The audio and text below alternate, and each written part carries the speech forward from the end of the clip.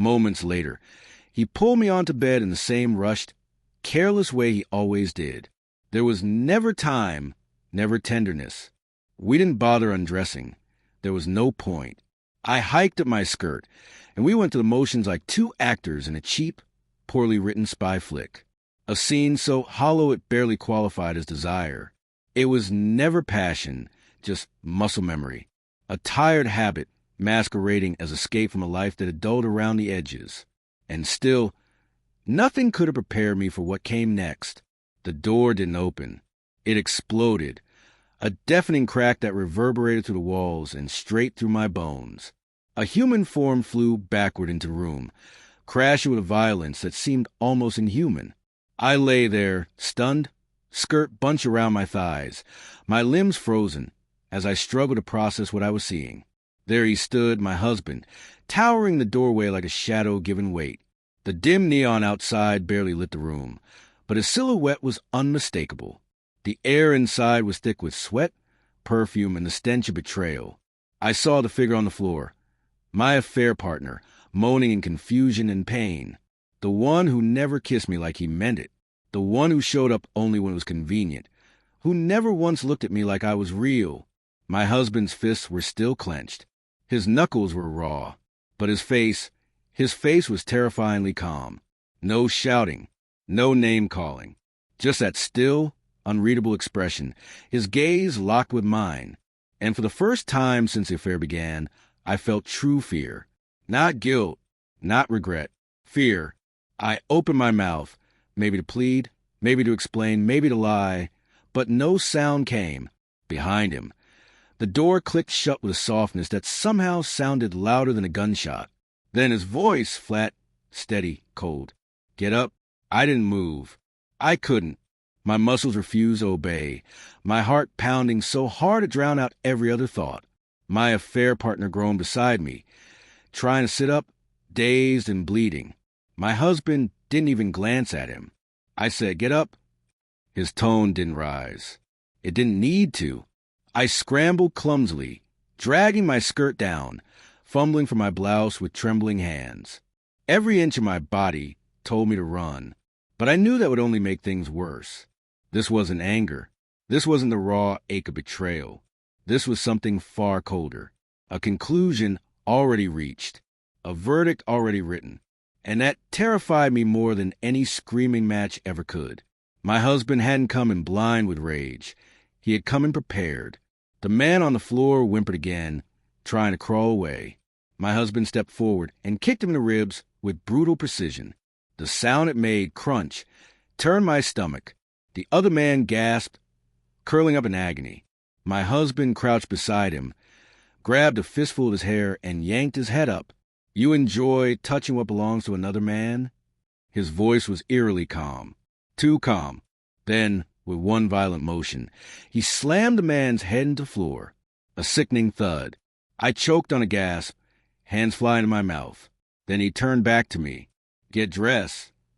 I was already moving, clumsy fingers fastening buttons with no coordination. My thoughts raced. Was he going to hurt me? Leave me? Forgive me? But as I looked into his eyes, I understood. This wasn't about discussion. He had plans. And I didn't know where we were going, but I knew it wasn't anywhere good. Behind me, the man on the floor coughed, trying to speak. Man, listen. Another punch cut him off, cracking against his jaw, knocking his head sideways.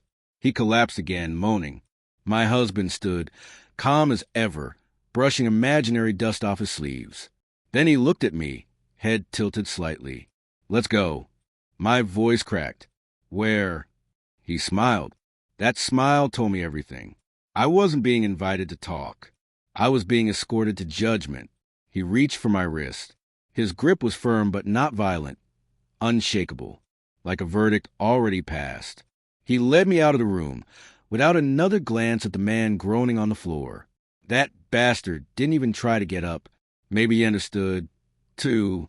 As we stepped into the hallway, it became clear my husband wasn't furious. He wasn't out of control. He was in complete control, and that made him terrifying. Please, I whispered, let me explain. He didn't look at me, just said 2 words. Not here. My blood turned to ice. Not here. That meant somewhere else. Somewhere chosen. Somewhere prepared. Outside, the night air hit me like a slap. Cold. Brutal. He opened the passenger door of the car. I could have run. Could have screamed. But I didn't. Because this wasn't the kind of man who chased. This was the kind of man who waited. Who destroyed you when you least expected it. I got in.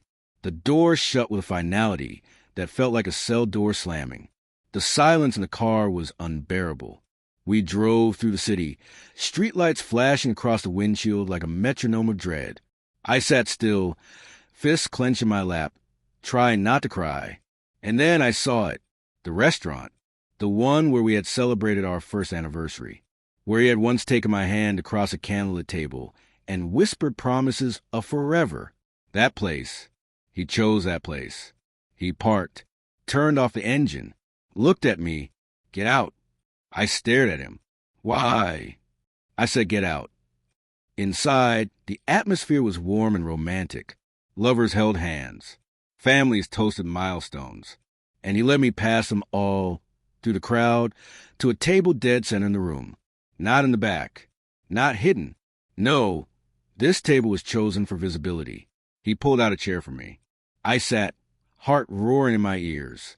He sat across from me, calm, still, silent. Then he placed his phone on the table. The screen was live, streaming. A group call, several muted icons watching. People I didn't recognize. Take a good look, he said softly. I glanced around the room. They were here, his friends, my colleagues, my family, seated at other tables, scattered throughout, pretending to eat. But they knew. Their expressions gave them away. They had seen everything, and now they were watching. He leaned in, hands folded. Remind me, how long has it been? My vision blurred, my breath caught. The entire restaurant had gone silent. Conversations faded. Dishes stopped clinking. I was drowning in the weight of 1,000 stares. Please, I whispered. He didn't blink. How long have you been sleeping with him? I felt the eyes of strangers on me. A couple at the next table had paused mid-bite. Their forks hovered in the air. 6 months. I choked. His lips curled into something that wasn't a smile.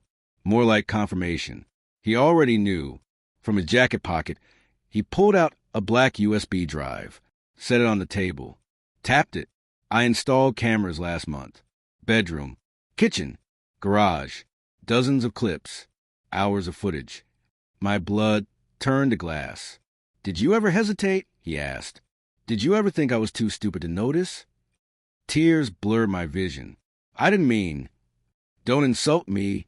He tapped the USB again. That's not even a highlight. Then he slid a piece of paper across the table. Thick, legal sized. My lawyer drafted this weeks ago. I picked it up. My fingers trembled. Divorce papers. And worse, ruthless terms. The house, the car, the accounts, all in his name or frozen. My job, gone. The very position I had thanks to his connections. He had made sure that door was locked. I could drag you through court, he said. I could give this to a judge. I could send it to your boss, your parents, the internet. He drummed his fingers once, then leaned in. Or, he said, you sign, you disappear.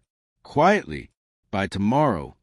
His voice dropped, a whisper that cut sharper than a scream. But if you even think of making this difficult, I will ruin you. I stared down at the pen he'd laid beside the papers. Every shred of my life, laid bare, every lie, every betrayal, captured and projected for all to see. So I signed. The moment my name hit the page, he stood, gathered the phone, the USB, straightened his jacket, and walked away. No goodbye, no final word, just silence, and the wreckage. But that wasn't the end. She thought that moment was rock bottom, but I knew better. That was just the beginning. Her support system vanished. Friends distanced themselves. Her family? Done. Her employer? Fired her immediately under a moral clause she never even realized was in her contract. The footage had already started circulating. Quietly, methodically, I finished arrests, closed accounts, moved assets, locked down every legal route. She tried to fight. Too late. She had signed it all away. She called once. Her voice cracked. "Please, can we talk?" I smiled. We already did. And I hung up. That was the last time I heard her voice. As for me, I walked away with everything intact and left her beneath the crushing weight of the choices she made. Was it revenge? Maybe. Was it too far? You tell me.